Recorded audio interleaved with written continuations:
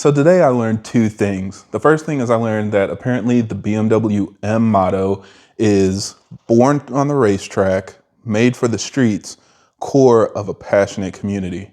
Now I always just thought it was the ultimate driving machine, so that was news to me, but I think that makes a lot of sense. You know, that's something that I can get behind. But then we found out that BMW believes they can do that with an EV.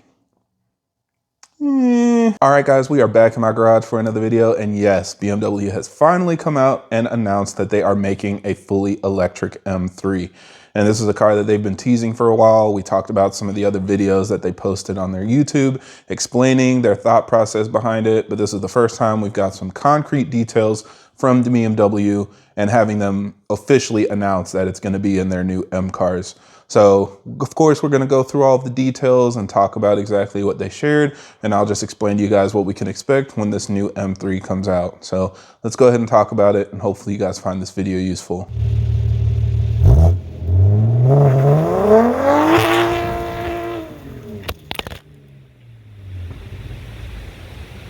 Now, as always, for everybody that's new to the channel, I create these videos to help keep you updated on the latest developments in our community, as well as discuss technical topics so that we have a better understanding of how our engines work. So if you're interested in more videos like that, be sure to subscribe because there will be a lot more coming out in the future.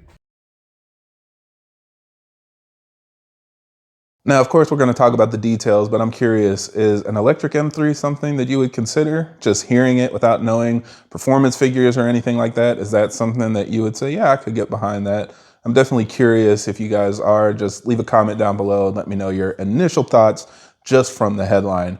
But now let's go ahead and jump into it. So as a lot of us know by now, this is the new electric M3. It's built on the NA0 platform. So it's no longer a G series or it's not moving to an H series.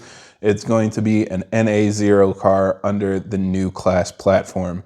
And this is their new electric line of vehicles that they've been talking about for a while. We've seen a lot of undercover cars driving through the Nürburgring doing testing and stuff like that. So this is along that same chassis of vehicles. Now in the press release, it says that the car is going to be coming in 2027, but I'm not sure if that means it's going to be officially announced in 2027 or officially released and for sale. If that's the case, then we can actually expect the official announcement probably later this summer. So this is again just another teaser to get the information out there, so we're looking out for it. But in another 6 months or so, we'll probably get the full details with the images of what it looks like and how all the trims are going to perform and stuff like that. So we'll just have to stay tuned. Of course, I'll give you an updated video when that information comes out. So these cars are going to have a lot of new technology, and one of the main things people are talking about is the new M eDrive setup. And the way that this is going to be unique from pretty much every other electric car we see is it's going to have 4 separate motors and no differentials at all. So every wheel is going to be driven by its own motor independently, compared to even some of the faster EVs we see that might have 2 motors in the front or 2 motors in the rear, but 1 differential driving at least one of the axles.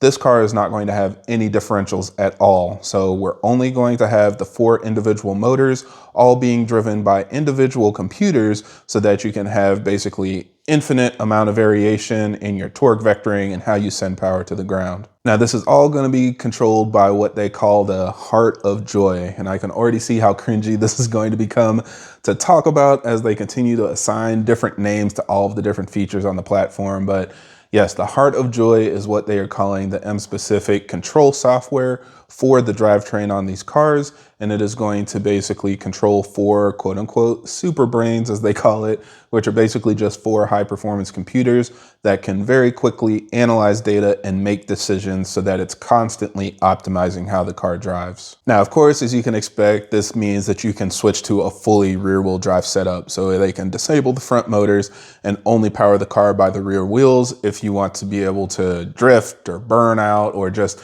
kind of enjoy the BMW M dynamics that you might be more familiar with. But it also gives infinite possibilities in how they control things to optimize driving optimize traction, and even just help you put more power to the ground. So they'll be able to send power to the different wheels depending on your acceleration, braking, turning, whatever you're doing, so that you have the best performance for any given scenario. They also highlight that the BMW M performance control helps optimize recuperation.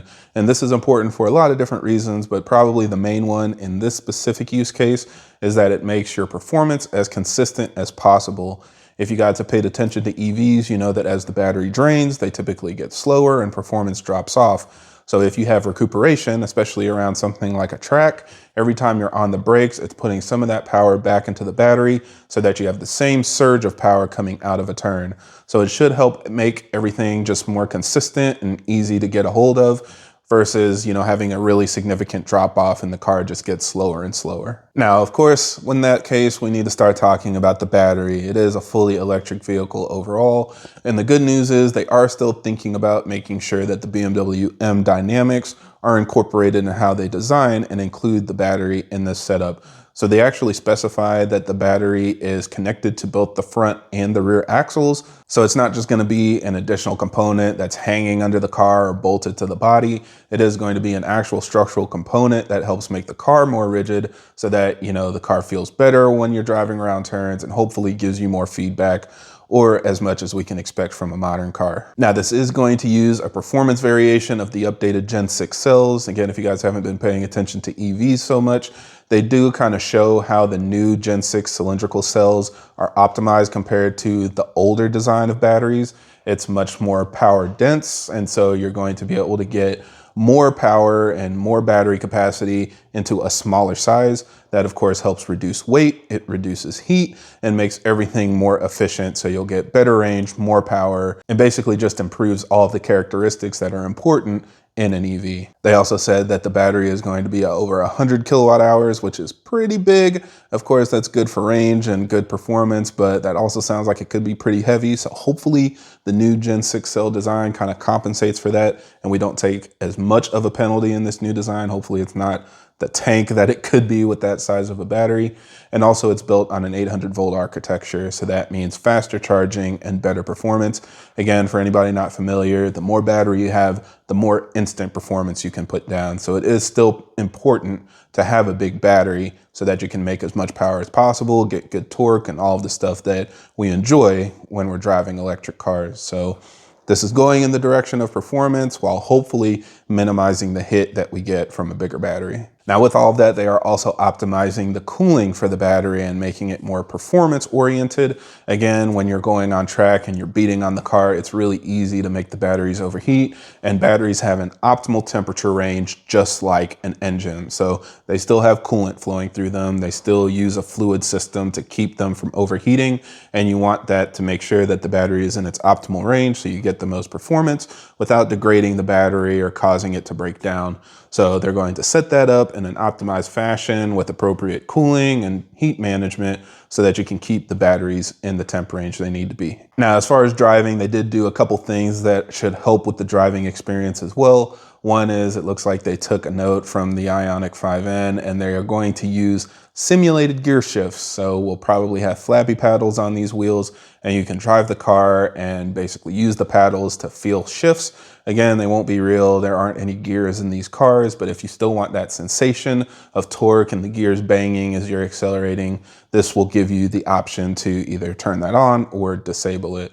Also, they're going to be optimizing the sound that comes with the electric car. So your speakers will have a new wave file that will give you all of the cool sporty noises you're looking for around the track. So it won't just be completely silent.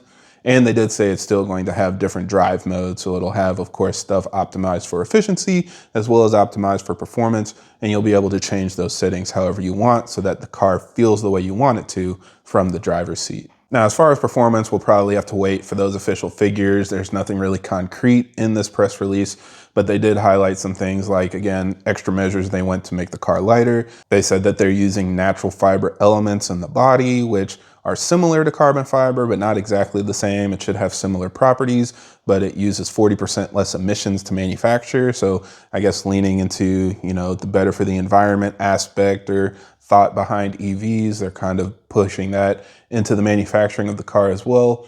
And then as far as power, there's really no telling. With that size of batteries and 4 motors, you should be able to make a lot of power. I've seen some people speculate it'll be over 1,000 horsepower, which would be insane, but I don't expect it to be that much. First of all, the highest horsepower BMW is the XM Black Label, and that makes 738 horsepower. So they really wouldn't need to go that far to make more power if they wanted this to be the most powerful vehicle they've made. But even beyond that, it doesn't leave much room to expand into the future M5s and X5Ms and other cars that will probably get electric versions in the future. So I'm guessing it'll probably be around 550 to 600 horsepower, maybe getting closer to 700 horsepower.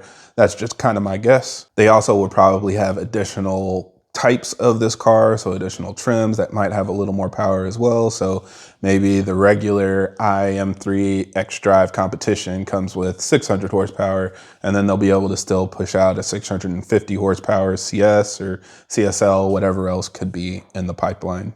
So just my thoughts. Again, nothing concrete. We'll have to wait for the official press release for that information. But I'm happy that BMW officially is saying that this is happening, because a lot of people thought it wasn't happening, or they thought maybe it was being, blown out of proportion. But now you can see they are really leaning into this idea that an electric M3 is the way to go. It's going to allow them to do things that a gas version would never be able to do. And so they're probably putting a lot of money into this. Now, I think the other comments I saw as far as Porsche pulling back on like the electric Boxster and Cayman is going to also happen in this range of vehicles. And I think that's kind of a funny consideration, because it very well could happen. But with how much they've been investing in these cars, saying that they've been doing R&D since like 2020 and 21, so 5+ years of R&D planning out this car, it's something that they definitely need to make money on, I would say. So expect it to at least come out and run for a couple years. And then if they discontinue it, the project failed, no big deal. They at least gave it an honest shot. So we'll see. Again, if more information comes out, I'll definitely keep you guys updated with another video. But for now, I think that's it for this one. So thank you guys for watching, and I hope this helps. And if you have any other questions or comments, leave them down below.